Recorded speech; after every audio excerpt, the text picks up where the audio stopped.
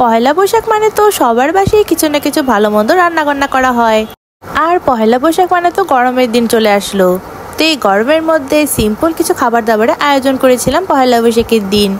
পহেলা বৈশাখের দিন আমি আমার বাসায় কি রান্না বান্নার আয়োজন করেছিলাম আর কি রান্না করেছিলাম, তার সাথে কি খেয়েছিলাম, সেইগুলো আজকে তোমাদের সাথে এই ভিডিওটিতে শেয়ার করব। শুভ নববর্ষ সবাইকে। সবাইকে জানাই নববর্ষের অনেক অনেক প্রীতি ও শুভেচ্ছা। সবার জন্য নতুন বছর খুব ভালো কাটে। এটা আমার 15 তারিখের ভিডিও ছিল, মানে মঙ্গলবারের। এর আগের দিন যেদিন বাঙালি মতে পয়লা বৈশাখ থাকে, সেদিন আমরা হিন্দু ধর্মাবলম্বীরা চৈত্র সংক্রান্তি পালন করে থাকি। আমাদের হিন্দু ধর্মাবলম্বীদের চৈত্র সংক্রান্তির দিন তীর্থ খেতে হয়। এর পরের দিন আমাদের হিন্দু ধর্মাবলম্বী মতে পয়লা বৈশাখ থাকে। সেদিন আমরা প্রায় সবাই সবার বাসায় ভালো মন্দ কিছু রান্না বান্না করে থাকি। সেদিন সবার প্রথমে রান্না করেছিলাম ডিম ভুনা। এটা ছিল হাঁসের ডিমের ভুনা। এরপরে আরো কি রান্না করেছিলাম চলো তোমাদের সাথে শেয়ার করি। এরপর সেদিন হাতে মাখা মুরগির মাংস রান্না করেছিলাম, মানে আলু দিয়ে মুরগির মাংসের পাতলা করে ঝোল। যেহেতু গরমের পরিমাণও বেড়ে গিয়েছে, তাই এখন হালকা পাতলা কিছু খেলেই ভালো হয়।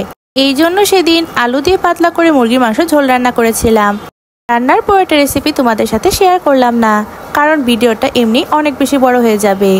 আর এটা তো আমি বেসিক মুরগির মাংস রান্না করেছিলাম, মানে সবাই যেভাবে রান্না করে আমি সেভাবেই রান্না করেছিলাম। এর সাথে যে ডিম ভুনাটা রান্না করেছিলাম সেটা তো কালকে তোমাদের সাথে রিল আকারে শেয়ারই করেছি। তার সাথে সেদিন স্পেশাল রান্নাবান্নার মধ্যে পোলাও না হলে তো চলবেই না। এর সাথে পোলাও রান্না করা হয়েছিল। আলু দিয়ে যে মুরগির মাংসটা রান্না করেছিলাম, এটা হালকা মশলায় পাতলা ঝোল রান্না করেছিলাম আলু দিয়ে। এই আলু দিয়ে মুরগির মাংসের পাতলা ঝোলটা কিন্তু পোলাও দিয়ে খেতে ভালোই লাগে। এরপর এটা ছিল দুপুরবেলা যখন খেতে বসেছিলাম। চলো এখন তোমাদের সাথে মেনুগুলো শেয়ার করি। সেই দিনে দুপুরের খাবারের মেনুতে ছিল ঝরঝরে পোলাও, তার সাথে ছিল হাঁসের ডিমের ভুনা ঝাল ঝাল করে, তার সাথে আরও ছিল পটল ভাজি আর লেবু। আলু দিয়ে যে মুরগির মাংসটা রান্না করেছিলাম সেটা তো তোমাদের সাথে একটু আগে শেয়ারই করলাম। তার সাথে ছিল কাঁচা আমের চাটনি আর শসা সালাদ। আমার খাবার দাবার সাজিয়ে গুছিয়ে নিয়ে খেতে বসতে বেশি ভালো লাগে, তাই সবকিছু সুন্দর করে সাজিয়ে নিয়ে তারপর খেতে বসে পড়লাম। আমার তো পোলাও খেতে বেশ ভালোই লাগে। তোমাদের কার কার পোলাও খেতে ভালো লাগে অবশ্যই কিন্তু কমেন্ট করে জানাতে পারো। পোলাওর সাথে পটল ভাজি দিয়ে খেয়ে নিচ্ছিলাম। এখন তো পটলের সময়, পটল ভাজি দিয়ে পোলাও খেতে কিন্তু ভালোই লাগে। পোলাওর সাথে এরপর যে ডিম ভুনাটা করেছিলাম সেটা নিয়ে নিলাম। এখানে আমি হাঁসের ডিম ভুনা করেছিলাম। ডিমটাকে আমি ঝাল ঝাল করে ভুনা রান্না করেছিলাম। ডিমের ভুনা যদি ঝাল ঝাল না হয় তাহলে কিন্তু খেতে ভালো লাগে না, তাই আমি একটু বেশি পরিমাণে ঝাল দিয়ে রান্না করেছিলাম। পোলাওর সাথে মাখিয়ে খেতে কিন্তু দারুণ মজার লাগছিল। আর ডিমের ভুনাটা যদি হাঁসের ডিমের ভুনা হয় তাহলে খেতে কিন্তু আরো বেশি মজা লাগে। এবার সেদিনের মেইন আইটেমে চলে আসি।